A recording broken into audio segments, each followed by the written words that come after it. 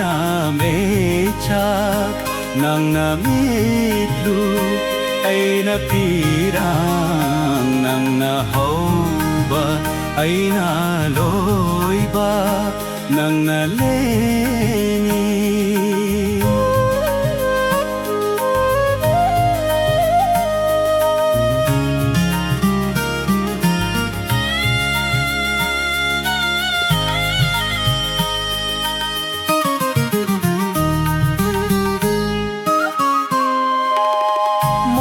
Pamamagi nung pakata irining amdraba wahe kaya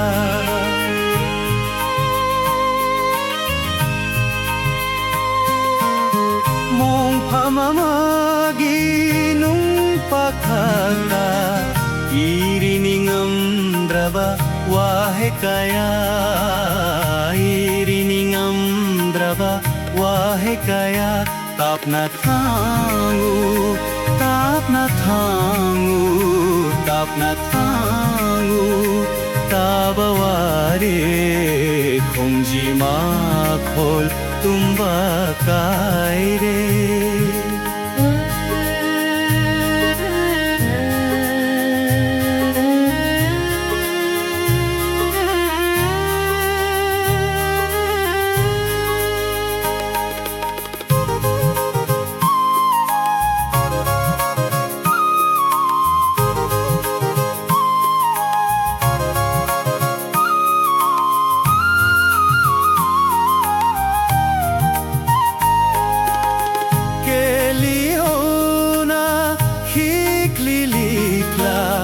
Kemli punsi o pulakta